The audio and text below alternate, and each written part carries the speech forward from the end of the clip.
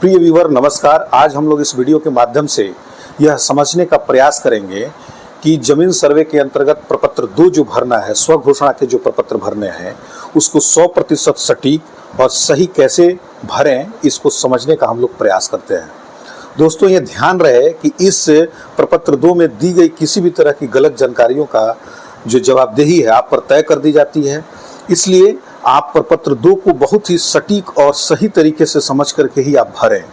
मेरे इस वीडियो के माध्यम से यह प्रयास किया गया है कि आपके प्रपत्र 2 में किसी भी प्रकार की कोई त्रुटि ना हो। दोस्तों, इस वीडियो को आप पूरा देखिए। इस वीडियो को पूरा देखने के बाद और प्रपत्र 2 संबंधित सारे जो दिक्कतें हैं उसका समाधान हम अब इस वीडियो के माध्यम से कर दिए हैं।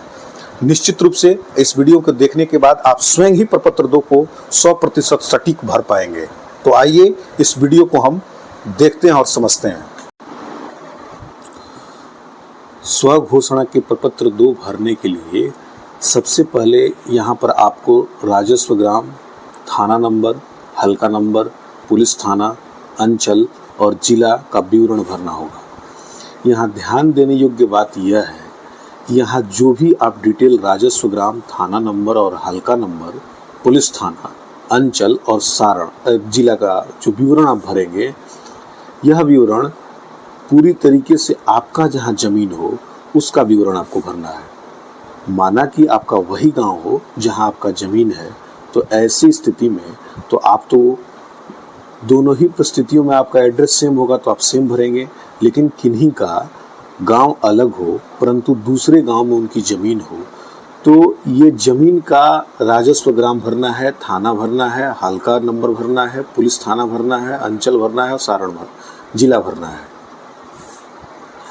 और यहाँ पर जो भरना है, जैसे रैयत का नाम, सह हिस्सेदारों का नाम और अंश, ये सारे रैयत का अपना डिटेल भरना है। तो यहाँ पर आप रैयत का मतलब यहाँ पर तात्पर्य ये है कि जिनके नाम से खतियान है, ठीक है, वो तो मर गए होंगे, लेकिन वर्तमान में जो उस भूमि पर दखल जिनका होगा उनका डिटेल, यानी जीवित व्यक्ति के द्वारा ही यह जो है घोषणा पत्र भरा जाएगा। तो ऐसे में यहाँ पर उन्हीं का नाम भरा जाएगा जो उस भूमि पर अपना दखल रखते हैं और जीवित हैं।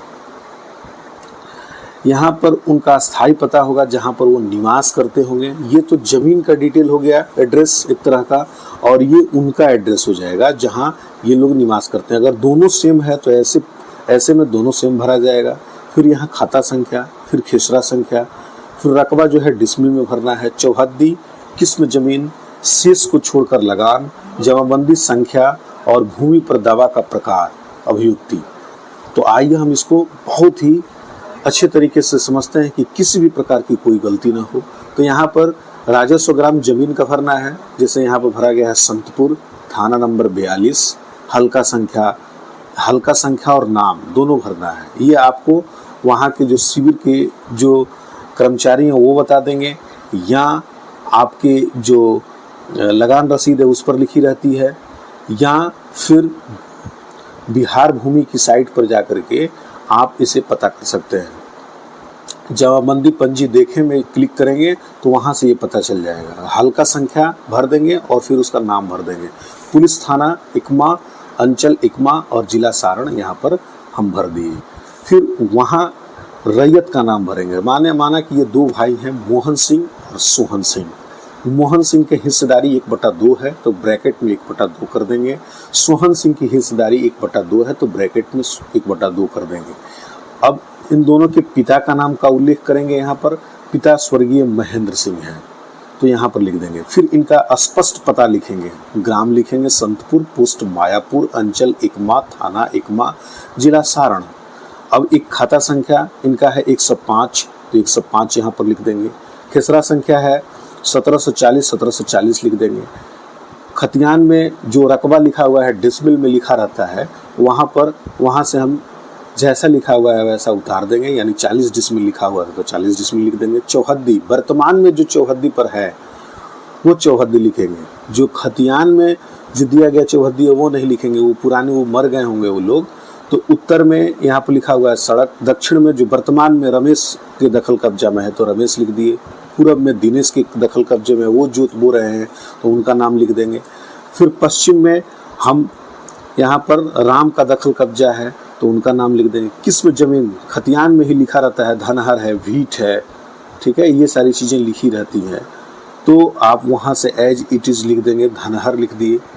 उसके बाद से शेष को छोड़कर लगान रसीद में आप ये देखते हैं कि लगान जो लगाई जाती है उससे कुछ अधिक मुद्रा आप पर आपसे टैक्स के रूप में ली जाती है। जैसे शिक्षा कर, शिक्षा उपकर तथा अन्य उपकर को लगा करके, जैसे 100 रुपया है तो 121 रुपया लिया जाएगा। उसमें अन्य टैक्सेस उसको किनारे उसमें लिखे रहते हैं रसीद में, और जो मूल टैक्स है वो लिखा था। यहाँ केवल मूल टैक्स लिखना है। 100 रुपया हो गया लगान में जो लिखा हुआ है। अगर आपको नहीं मालूम है तो इसको छोड़ भी सकते हैं। जमाबंदी संख्या, कंप्यूटरीकृत जमाबंदी संख्या अगर आपके पास हो तो वो लिखें। अगर कंप्यूटरीकृत नहीं है तो कोई छोटा सा जमाबंदी संख्या लिखा हुआ है, जैसे मान लेते हैं 15 से 26 है, 17 से 18 है, तो उसको भी आप लिख सकते हैं। यहाँ पर जमाबंदी संख्या कंप्यूटरीकृत प्राप्त था तो यहाँ पर मैंने लिख दिया 234738492 और यहाँ पर भूमि का दावा का आधार दिया गया है उत्तराधिकार, दान, क्रय, बंदोबस्त, अन्य। तो उत्तराधिकार से मिला हुआ तो उत्तराधिकार लिख देंगे। अगर मान लीजिए कि क्रय विक्रय किया गया होगा तो क्रय विक्रय लिख देंगे। अगर माना कि बंदोबस्त की भूमि यानी बास्किट पर्चा उर्चा का होगा तो बंदोबस्त लिख देंगे। पट्टा धारक होंगे तो ये बंदोबस्त लिख देंगे। तो इस तरीके से हम इसको भर देंगे। भरने के बाद से ये चूंकि यहाँ तक आ गया है तो सेम ही डिटेल है, सेम डिटेल का आगे का खाता इनके पास है और खेसरा संख्या भरना है। तो ऐसे में हम क्या करेंगे, यहाँ पर ऐसे करके डू लिख देंगे, फिर ऐसे करके डू लिख देंगे, फिर यहाँ पर खाता नंबर, अलग खाता नंबर दे देंगे, फिर खेसरा नंबर 224 दे दिया। इसका रकबा 60 डिसमिल लिख दिए। वर्तमान में जो चौहद्दी पर कायम है, उत्तर दिशा में महेश, दक्षिण में सुरेश, पूरब में सड़क और पश्चिम में गौतम। और ये कैसी भूमि है, खतियान में लिखा रहता है तो भीट की भूमि है। उसके बाद से कितना लगान इस पे लग रहा है तो 140 रुपये लग रहा है। कंप्यूटरीकृत जमाबंदी संख्या जो लगान रसीद है उस पर भी हम देख सकते हैं। वर्तमान में अगर आपने लगान रसीद को पे नहीं किया है और आप लिखना चाहते हैं तो बिहार भूमि की साइट पर जाकर के जमाबंदी पंजी देखें में जाकर के आप इस जैसे ही प्लॉट नंबर को डालेंगे तो जमाबंदी संख्या आपको वहाँ पर उल्लेखित की हुई मिल जाएगी। और कैसे है तो उत्तराधिकार से है, दान से है, बंदोबस्त से है तो आप उत्तराधिकार से लिख दिए। फिर इनकी एक और भूमि है तो हम क्या करेंगे, यहाँ पर ऐसे ही डू लिख देंगे। फिर खाता संख्या 117, खेसरा संख्या 1524, रकबा 10 डिसमिल, उत्तर दक्षिण पूर्व पश्चिम का चौहद्दी लिख देंगे। क्या था इसमें तो ये डी की भूमि है, इसमें मकान निर्मित है तो स्लैश मकान यहाँ पर दे दिए। ठीक है, 20 डिसमिल लगान जो है 20 रुपये इसमें लग रहा है। कंप्यूटरीकृत जमाबंदी संख्या यहाँ पर लिख देंगे। और उसके बाद से ये भूमि क्या किया गया था तो क्रय किया गया था तो क्रय लिख देंगे। फिर यहाँ पर एक घोषणा पत्र में दिया हुआ है कि हम घोषणा करते हैं स्वघोषणा। तो ये अगर 2 लोग हैं तो इसमें हम क्या कर देंगे, करता हूँ काट देंगे, करते हैं मैं वाला भी काट देंगे। यहाँ पर मेरी काट देंगे, हमारी जानकारी में सही है, या आप मैं और हूँ काट देंगे, हम जवाब दे हैं कर देंगे। ये फिर स्थान लिख देंगे, फिर तिथि का उल्लेख कर देंगे। अगर मान लेते हैं आप 1 अप्रैल को ये दे रहे हैं तो 1 अप्रैल की तिथि का हम यहाँ पर क्या कर देंगे, जिक्र कर देंगे। ठीक है, और यहाँ पर उनका हस्ताक्षर करा लेंगे। यहाँ पर हस्ताक्षर हो जाएगा, यहाँ पर हस्ताक्षर हो जाएगा। और हस्ताक्षर होने के बाद से मोबाइल नंबर लिख देंगे। मोबाइल नंबर दोनों रैयतों का देंगे, जैसा कि यहाँ पर है मोहन सिंह और सोहन सिंह, तो इनका जो है मोबाइल नंबर हम दे देंगे और ब्रैकेट में लिख देंगे। हमने मोबाइल नंबर का उल्लेख कर दिया है और ब्रैकेट में मोहन लिख देंगे। फिर सोहन का मोबाइल नंबर दे करके सोहन लिख देंगे। इन दोनों का आधार नंबर दे देंगे, आधार नंबर लिख करके मोहन और सोहन ब्रैकेट में लिख देंगे।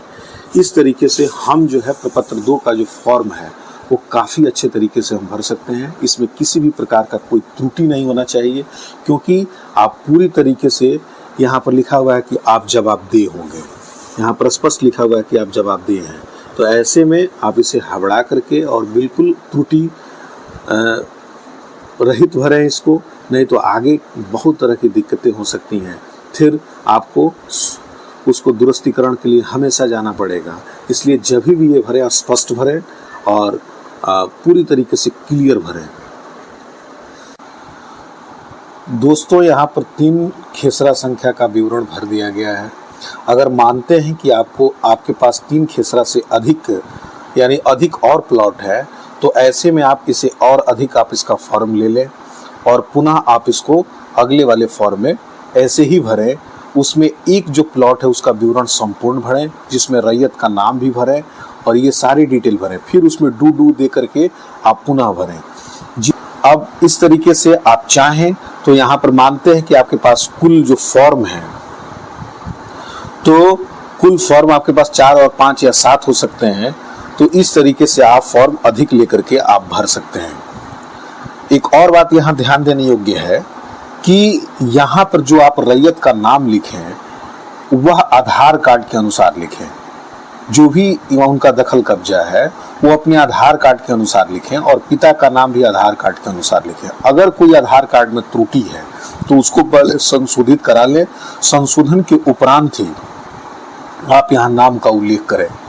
तो ये ध्यान देने योग्य बात है कि यहाँ आधार कार्ड में जो नाम है वही लिखें, और कि आगे फर्दर कभी भी जमीन की आपकी खरीद बिक्री या किसी भी तरह का कोई उसमें बात आती है तो उसका मौलिक जो आपका नाम है उसका आधार कार्ड एक मानक माना जाता है। और जब आपका खाता खुलेगा उसके इतर खुल जाएगा तो फिर उसमें संशोधन आपको कराना पड़ेगा, जो कि एक बहुत बड़ी समस्या उत्पन्न होगी। तो ये सारी छोटी छोटी बातें थी जिसको आपको ध्यान रखना है और ध्यान रखने के बाद ही ये फॉर्म को भरना है।